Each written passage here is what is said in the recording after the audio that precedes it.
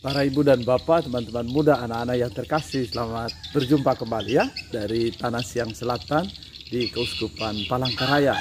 Saya menyapa para pendengar setia Daily Fresh Juice yang terkasih ya. Hari ini hari Minggu biasa yang ke-32. Kita mau dengarkan sabda Tuhan dan merenungkan dari Injil Matius bab 25 ayat 1 sampai 13. Haleluya, haleluya, haleluya. Berjaga dan bersiap sedialah, sebab anak manusia datang pada saat yang tidak kamu duga. Haleluya, haleluya, haleluya. Tuhan bersamamu dan bersama. Injil suci menurut Matius. Dimuliakanlah Tuhan. Pada suatu hari Yesus mengucapkan perumpamaan ini kepada murid-muridnya. Hal kerajaan surga itu seumpama 10 gadis yang mengambil pelitanya dan pergi menyambut mempelai laki-laki. 5 diantaranya bodoh dan 5 bijaksana. Gadis-gadis yang bodoh itu membawa pelitanya tetapi tidak membawa minyak. Sedangkan gadis-gadis yang bijaksana itu selain pelita juga membawa minyak dalam botol mereka. Tetapi karena mempelai itu lama tidak datang-datang juga, mengantuklah mereka semua lalu tertidur. Maka tengah malam terdengarlah suara berseru, "Mempelai datang,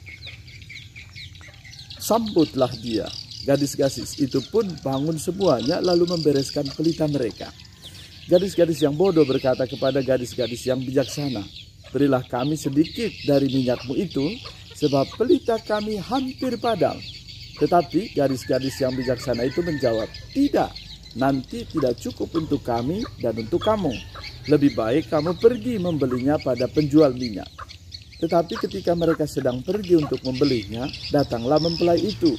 Dan mereka yang telah siap sedia masuk bersama-sama dengan dia ke ruang perjamuan kawin, lalu pintu ditutup.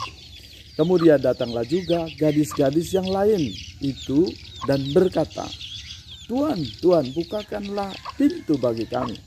Tetapi dia menjawab, "Sesungguhnya aku berkata kepadamu, aku tidak mengenal kamu. Karena itu berjaga-jagalah, sebab kamu tidak tahu hari maupun saat." Demikianlah Injil Tuhan. Terpujilah Kristus. Para pendengar setia Daily Fresh Juice yang terkasih, saat ini saya di halaman gereja Stasi Santo Stefanus Tanah Siang Selatan, salah satu wilayah dari paroki Santo Clemens Puruk Cahu.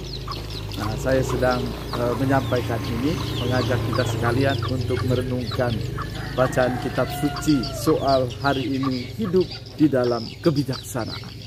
Kisah yang sangat menarik bagi saya adalah bagaimana menempatkan diri kita di dalam kebijaksanaan hidup. Nah, di dalam definisi kebijaksanaan, kita sungguh merasakan ya bahwa di dalam hidup kita itu selalu ada kebijaksanaan hidup yang diajarkan oleh Tuhan untuk setiap pribadi kita. Ajaran kebijaksanaan itu membantu kita untuk bertekun. Kebijaksanaan di dalam pengertian yang sesungguhnya, yang membantu kita untuk menangkap rencana dan kebaikan Tuhan di dalam hidup kita ya. Menurut Kamus Besar Bahasa Indonesia, kebijaksanaan adalah kemampuan menggunakan pikiran. Pikiran berarti dipengaruhi oleh pengalaman dan pengetahuan, yakni kemampuan bertindak ketika menghadapi kesulitan atau juga ketika menghadapi realita kehidupan. Nah, di dalam perumpamaan yang Yesus katakan kepada kita itu kebijaksanaan yang muncul dalam perilaku hidup. Ada 5 yang bijaksana dan ada 5 yang kurang bijaksana. Apakah kita termasuk di dalam kebijaksanaan hidup itu? Pertama yang kita lakukan adalah melihat. Orang yang bijaksana itu dia akan bertindak sebelum dia melakukan tindakan, dia pasti akan melihat, merancang atau juga memikirkan apa yang akan terjadi. Itulah sikap bijaksana. Sebelum dia melakukan segala sesuatu, dia pasti akan memikirkan apa yang akan terjadi. Dan di dalam kisah perumpamaan itu mengajarkan kepada kita pertama-tama menyadari bahwa kita punya keterbatasan, tetapi Allah menganugerahkan kepada kita kemampuan. Dari itu, dari cara kita berpikir, kemampuan, talenta kita yang bisa kita pakai sehingga kita mampu merealisasikan hidup kita dengan bijaksana. Bijaksana itu membutuhkan pertimbangan juga. Di dalam kehidupan kita membutuhkan sikap-sikap yang sungguh-sungguh. Dan Yesus mengajarkan kepada kita sangat indah, ya. Yesus mengucapkan perumpamaan ini kepada murid-muridnya, mengumpamakan kerajaan surga. Maka dibutuhkan pertama kemampuan kita untuk mendengarkan sabda, membuka hati supaya kita mampu menangkap rencana dan kehendak Tuhan. Misalnya di dalam peristiwa hidup kita, seringkali kita membutuhkan semangat untuk ada keheningan di dalam hati supaya kita bisa menangkap rencana Tuhan di dalam hidup kita. Membuka hati yang pertama. Yang kedua, kita mau mendengarkan suara Tuhan. Bagaimana caranya mendengarkan suara Tuhan? Kita mampu membuka hati dengan doa-doa kita yang sederhana. Dengan cara Tuhan menganugerahkan kepada kita firman yang setiap kali kita dengarkan. Tuhan memberi contoh nilai kebijaksanaan. Dan ini menunjukkan kebijaksanaan dapat mengantar orang masuk ke dalam surga, yakni kebijaksanaan itu. Maka yang perlu kita lakukan, pertama-tama sadarilah bahwa sikap bijaksana itu merupakan unsur yang penting di dalam kehidupan kita. Kita menjadi mawas diri karena bijaksana, melakukan segala sesuatu dengan penuh pertimbangan. Orang yang bijaksana akan mempercayakan hidupnya pada pimpinan dan pemeliharaan Tuhan.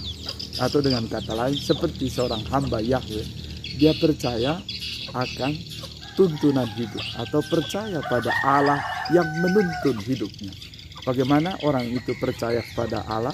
Kalau dia pertama-tama membaca firman atau menangkap rencana Tuhan di dalam perjalanan hidupnya.